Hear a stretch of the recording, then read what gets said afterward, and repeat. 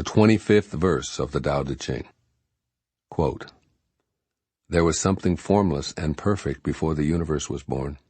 It is serene, empty, solitary, unchanging, infinite, eternally present.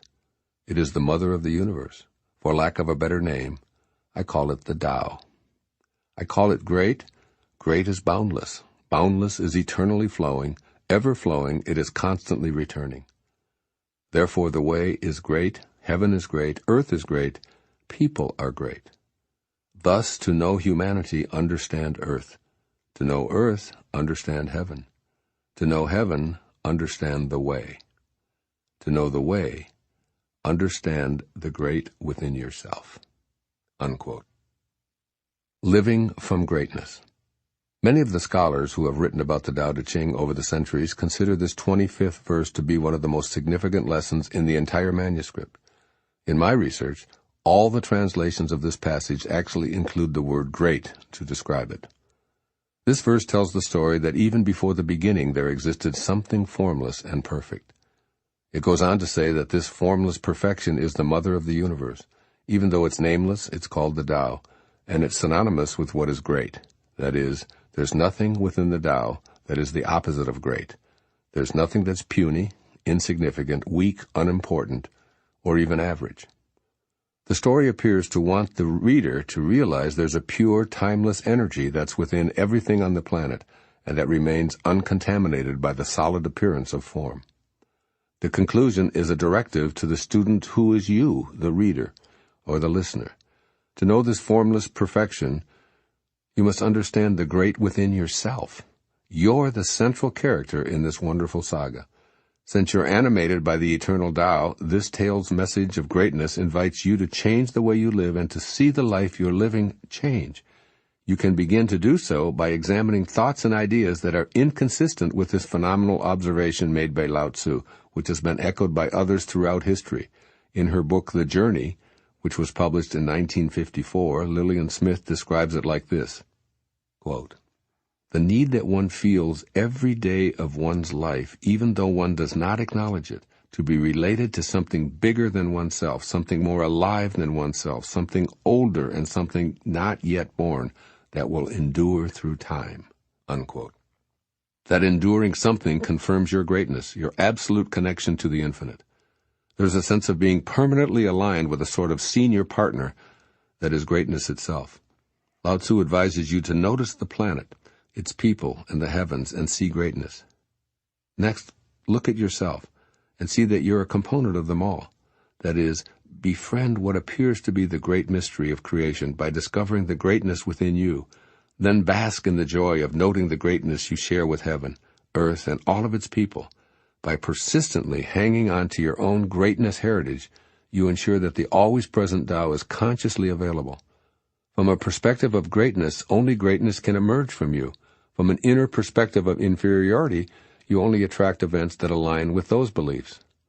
Your greatness won't be found in a classroom, an apprenticeship, a teacher, or flattering comments from well-meaning family members, friends, or even lovers. It's within you. It's crucial for you to become conscious of the greatness that constantly flows through you.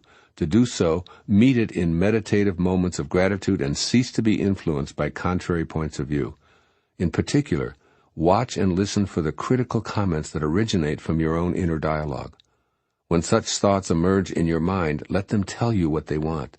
If you allow those not-so-great notions to speak, you'll always discover that what they really want is to feel good. Give them the time they need to trust that there's no payoff for their existence, and they will happily merge into the greatness within you.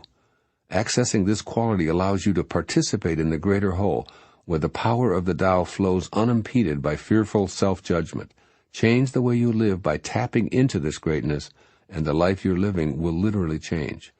Following are the thoughts that Lao Tzu would have you adopt as he wrote out this verse of the Tao Te Ching some 25 centuries ago. First and foremost, trust in your own greatness. You are not this body you occupy, which is temporarily on its way back to the nowhere from which it came. You are pure greatness, precisely the very same greatness that creates all of life. Keep this thought uppermost in your mind, and you'll attract to yourself these same powers of creation. The right people will appear. The exact events that you desire will transpire. The financing will show up. That's because greatness attracts more of its own self to itself, just as thoughts of inadequacy act upon a belief that ensures that deficiency will become your reality. Affirm the following to yourself over and over until it becomes your automatic inner response to the world. I come from greatness. I attract greatness. I am greatness. And secondly, look for beliefs that contradict your status as a being of greatness. Catch yourself in the midst of any utterance that reflects your belief that you're average. Silently speak warmly to that belief and ask what it wants. It may think it has to protect you from disappointment or pain, as it probably did earlier in your existence.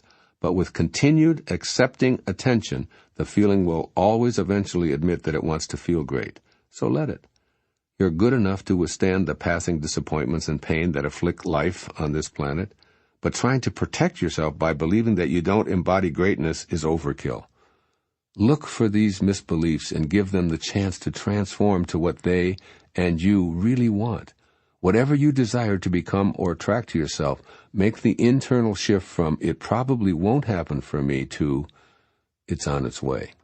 Then begin the process of looking for even minute evidence that what you desire is indeed on its way. It's crucial to keep this ancient axiom in mind. I get what I think about, whether I want it or not. So think about how fortunate you are to have greatness located within yourself. Now you can live the ultimate paradox. You can be greatness and be nobody simultaneously. Do the Tao now.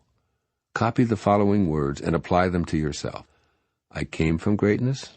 I must be like what I came from. I will never abandon my belief in my greatness and the greatness of others. Read these words daily, perhaps by posting them conspicuously where you can see them. They will serve to remind you of the truth of your own greatness. Meditate for 10 minutes today, focusing on your inner greatness.